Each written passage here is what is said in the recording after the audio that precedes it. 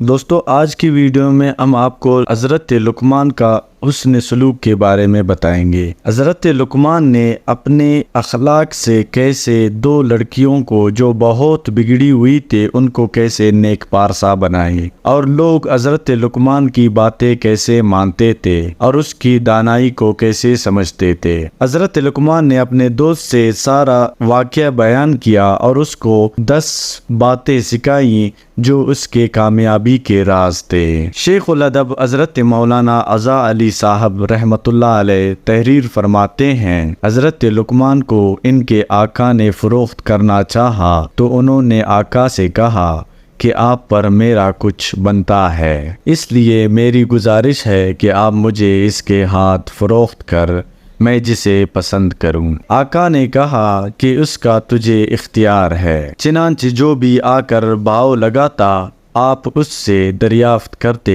کہ بھائی کس کام کے لیے مجھے خریدنا چاہتے ہو۔ ایک نے کہا کہ اپنے دروازے کی دربانی کے لیے۔ آپ نے فرمایا خرید لو۔ جب رات ہوئی تو آپ نے دروازہ بند کر کے دہلیز میں نماز پڑھنا شروع کر دی۔ اس شخص کی لڑکیوں کے کچھ یار لگے ہوئے تھے، انہوں نے آ کر دروازہ کھٹکھٹایا۔ لڑکیوں نے کہا کہ لقمان دروازہ کھول دے۔ آپ نے فرمایا میرے ماں باپ تم پر قربان، تمہارے والد نے مجھے اس لیے نہیں خریدا۔ لڑکیوں نے دروازہ کھولنے پر آپ کو مارا اور اتنا مارا کہ زخمی کر دیا۔ جب صبح ہوئی تو آپ نے ان کے والد کو رات کے واقعہ کی کوئی خبر نہ دی۔ دوسری رات انہوں نے پھر ایسے ہی کیا، آپ نے پھر بھی ان کے والد کو خبر نہ دی۔ تیسری رات پھر ایسے ہی کیا، آپ نے پھر بھی خبر نہیں دی۔ تو وہ لڑکیاں آپس میں کہنے لگی اللہ نے اس حبشی غلام کو اس خیر کے متعلق ہم سے بہتر نہیں بنایا۔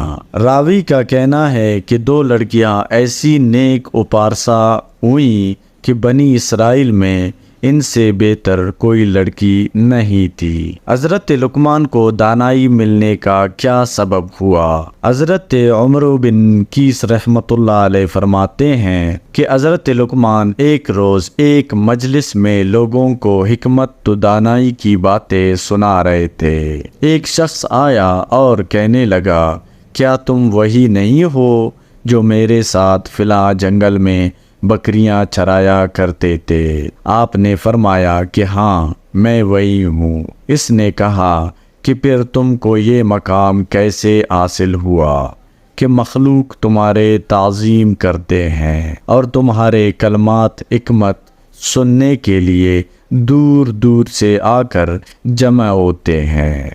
آپ نے فرمایا اس کی وجہ میرے 2 کام ہیں، ایک ہمیشہ سچ بولنا، دوسری روایت میں آپ نے فرمایا چند کام ہے جنہوں نے مجھے اس مقام پر پہنچایا ہے، اگر وہ کام تم بھی کر لو تو تمہیں بھی یہی درجہ و مقام حاصل ہو جائے گا۔ وہ کام یہ ہیں، نمبر 1 اپنی نگاہ کو پست رکھنا، نمبر 2 زبان کو روک کے رکھنا، نمبر 3 رزق حلال کھانا، نمبر 4 اپنی شرمگاہ کی حفاظت کرنا، نمبر 5 کام کی بات کرنا، نمبر 6 وعدے کو پورا کرنا، نمبر 7 مہمان کا احترام کرنا، نمبر 8 پڑوسی کی حفاظت کرنا، نمبر 9 فضول باتوں اور فضول کاموں کو چھوڑ دینا۔